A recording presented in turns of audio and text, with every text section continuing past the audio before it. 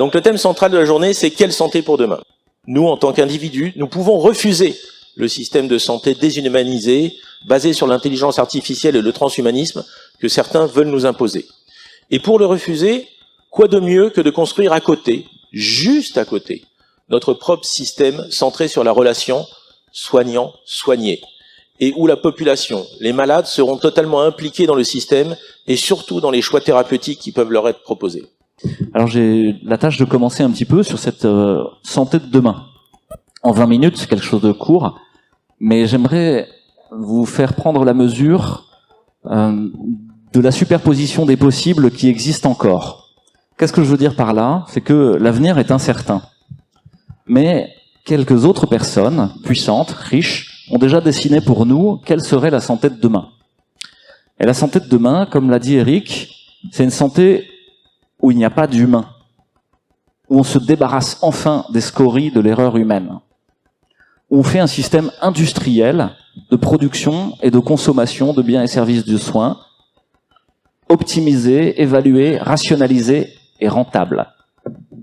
Il y a, je pense, une responsabilisation de chacun à réformer aussi notre art de vivre. On vit dans une société où il faut être extrêmement performant, où on n'a pas le droit à l'erreur, où on doit vivre à 100 à l'heure. Bon, vous savez tous qu'on a en tête l'idée d'un totalitarisme qui arrive dans cette crise avec une idéologie vaccinale derrière. Hein. La première chose que vous dira Bernard Célie, le responsable de la task force, quand il entend le mot vaccin, c'est sûr et efficace. C'est ce qu'on voit pour les soignants suspendus. Bon, enfin tout le monde sait que c'est une erreur monumentale du point de vue scientifique. Merci Eric. Donc moi quand Eric m'a demandé de parler de ça, j'ai dit avec enthousiasme oui, puis après il m'a demandé de parler de comment les thérapeutes de demain vont s'informer scientifiquement de manière indépendante. Citoyenneté sanitaire et empowerment communautaire, l'avenir des dispositifs en santé. Et puis un certain nombre d'entre vous avaient eu la gentillesse de venir me dire que j'avais fait partie des premières paroles que vous aviez entendues. En fait, la raison est assez simple, c'est que je suis tombé très vite malade du Covid, j'ai été mis en quarantaine, ça m'a donné plein de temps pour m'intéresser aux données du problème.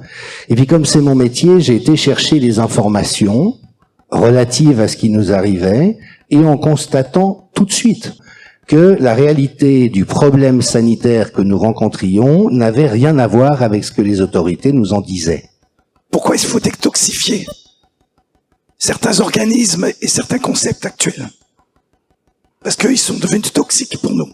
Par contre, je pense que cette crise est une formidable opportunité, même si effectivement, comme dit Jean-Dominique, ce que l'on fait aux soignants suspendus, c'est dégueulasse, et parce que on a sur le carreau toute une série de soignants extraordinaires qui ne se seraient jamais intéressés aux médecines alternatives.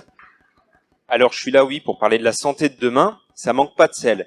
Il y a 2 ans, j'ai commencé à entendre parler de médecine holistique, intégrative, globale. Waouh, tout ça, j'y comprends rien. Alors j'ai demandé à quelqu'un qui m'a dit, c'est simple. Médecine holistique, c'est un mot pour les hippies. Donc toi, tu dis santé globale, c'est beaucoup plus joli. J'aurais pu m'arrêter là. Tous ceux qui participent à Covisoin 31, parce que en fait c'est moi qui parle, mais j'ai vraiment pas l'impression d'être personnellement Covisoin 31, c'est plus tous les soignants, tous les citoyens, tous les thérapeutes qui participent, qui font le réseau plutôt que moi.